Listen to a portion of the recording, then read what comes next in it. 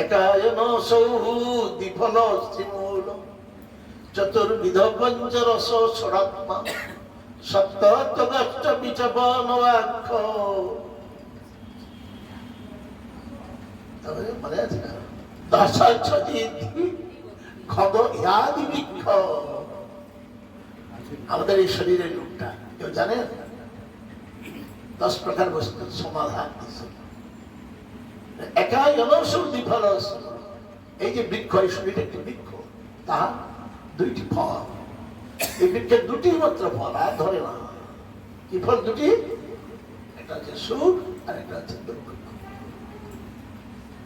বিফল স্ত্রী বলো, এই বৃক্ষের 3টি জড় আছে। জড় মানে যার উপরে গাছটা, মূল। 3টি মূল কি? সত্য, রজ,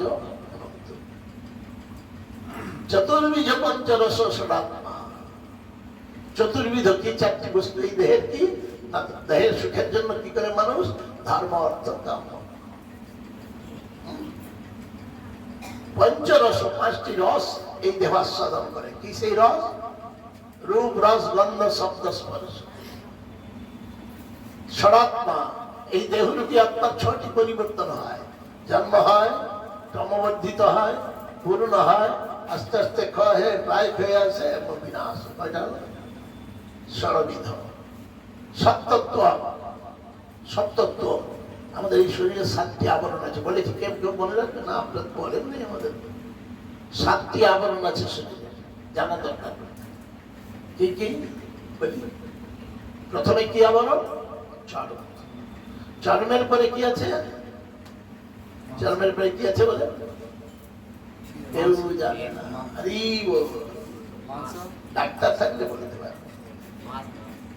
চর্মের পরে কি আছে?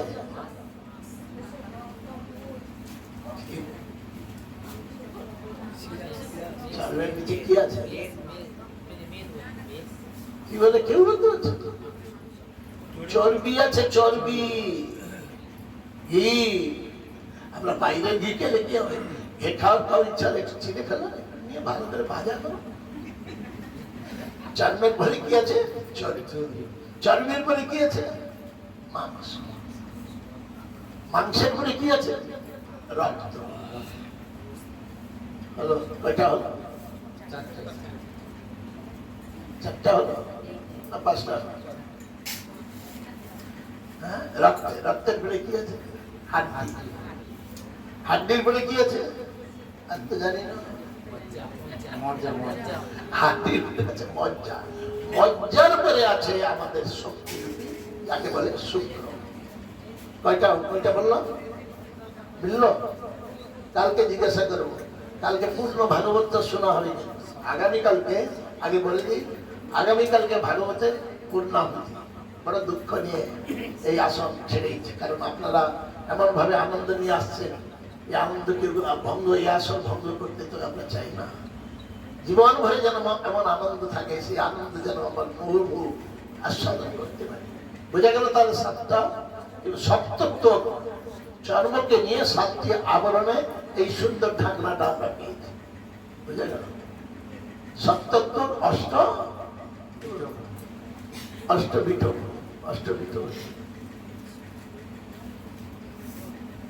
মাটি, জল, বায়ু, অগ্নি, আকাশ, মন, বুদ্ধি, অহংকার। অষ্টবিধ। নবাক্ষ। বুঝা গেল? অষ্টবিধ। নবাক্ষ। নবাক্ষ মানে এই শরীরে 9টা ছিদ্র আছে।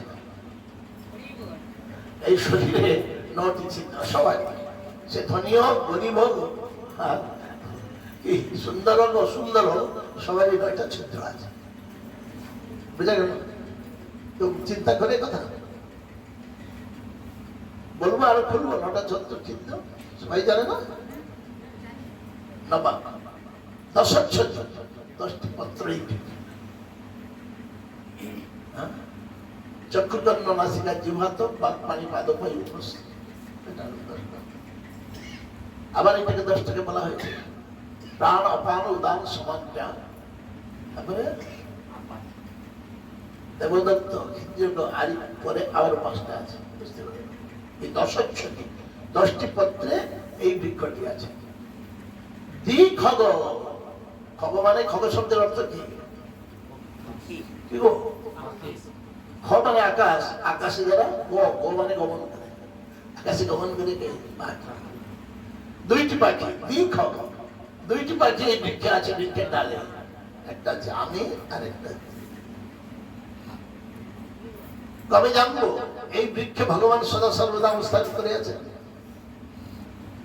আদি বৃক্ষ, এই সংসারে আদি বৃক্ষ ব্রহ্মা নিজেই ভগবান বোঝা গেল তো?